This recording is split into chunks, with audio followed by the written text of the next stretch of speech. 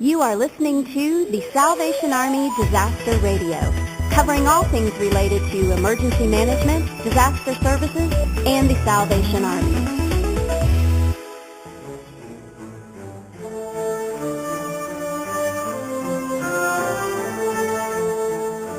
Welcome back to the Salvation Army's Emergency Disaster Services podcast. I'm Christy Sutton, and I'm here with Jeff Jelitz. We're your hosts for today. Jeff, we did a podcast just several days ago with Major Tom Loudon, and he gave a report on his time in Haiti. A lot has happened since then. Absolutely. It sounds like there's a lot of good progress being made. Some of the key stories that came out today, for example, was that the Salvation Army School reopened on Monday, January the 25th. Which was nice to see kids back in school. And one of the neat things about that, there were 12 soccer balls given out, and those were snapped up pretty quickly on site. And then the Salvation Army also has begun distributing meals, and there's over 1,600 gallons of water has been distributed, which is kind of nice. That's great. It's good to know that some of those early frustrations of getting services delivered and meals out, that's actually happening right now. But, you know, all the progress that we're seeing now, a couple of weeks after the earthquake, the groundwork had to be laid early on. And so for this podcast, we're going back in time a little bit to visit with some of the first folks who were on the ground there. Yes, we're going to talk with two gentlemen, our Richmond Area Commander with the Salvation Army, Captain David Worthy, and then also Mr. Kevin Smith, who is our Florida Division's Emergency Disaster Services Director. They both returned from Haiti just a few days ago, and we're happy to have them joining us this morning. Guys, thank you for joining us today. We really appreciate you being on the podcast. Remind us just for a second, Kevin, when did you actually get into Haiti? Because you arrived a little bit before David. We actually arrived on Wednesday. The intended location was quite different than we had anticipated as we flew into Cape Haitian rather than Port-au-Prince, where the airport had been shut down. And then, David, you came in just afterwards? Yeah, we did. We arrived on Thursday. Well, I'm curious, guys, because you had a good 24, 36 hours before you left for Haiti, and you saw the pictures on the news before you entered.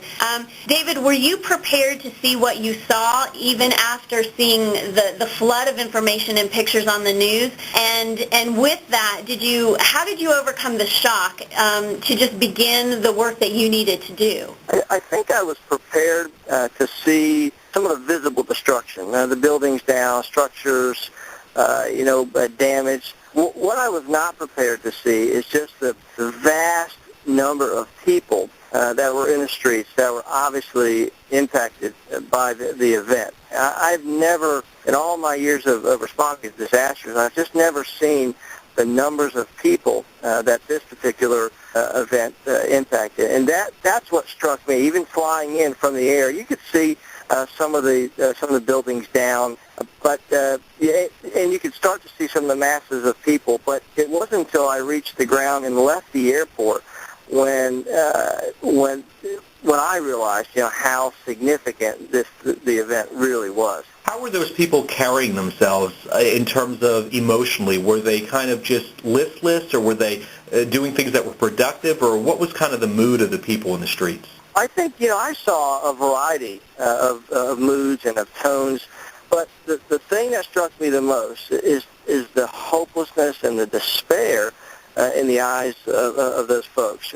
Particularly as the first time I left the airport, and you've got just a mass of people at the airport. They're gathering there because they believe that supplies are going to be coming in, or they're going to potentially get on a plane and be able to leave the country. And so you just got a large group of people outside the airport. And just driving out amongst those, and military and police have to separate the crowd so you can get your vehicle through, just to see the hopelessness and the agony in the eyes of those people, just looking for some sort of hope. That was probably the thing that touched me the most as I arrived. Oh, were you intimidated by the number of people? Were you fearful? I don't think that I was fearful. I was certainly intimidated in regard to thinking whether we were going to actually be able to make any sort of impact with these people. You respond to disasters, and, one of the first line of defenses for the Army is mobile feeding and canteens. And one of the things that struck me was, my goodness, if indeed we were able to start canteen service here, we'd be overrun in a matter of moments. There's no way we'd be able to effectively feed. And so I think one of the things that struck me was, and the questions I had was, our ability or potential inability to really impact large numbers of people. Kevin, what were your first impressions? Because David was able to get into Port-au-Prince by air, but as we heard in our last podcast from Major Tom Loudon, you were part of the team that did end up driving him from Cape Haitian. You saw the city from the ground. What was that like coming into Port-au-Prince? Well, I think it was very beneficial to our operation as a whole to see that even when we landed in Cape Haitian, although fuel supply and some resources were not able to get to those outer communities, the earthquake truly hadn't touched that community as it had Port-au-Prince. As we rode down the streets in that community, the thousands of people were on the streets, even without the earthquake. And I think it opened our eye to the need in Haiti that must be there every day, even before this earthquake occurred. But I think some of the shock of those crowds was maybe stolen away by the immediacy of arriving in Cape Haitian and seeing the crowds of folks who were in need largely without the impact of the earthquake. So that when we arrived into Port-au-Prince and then saw not only the need, but now the need that had been generated by the earthquake in this horrible disaster was only exacerbated. And I think that was beneficial to me. I think that allowed us to make some very important distinctions as to what the event did versus the ongoing need, because that changes how you respond.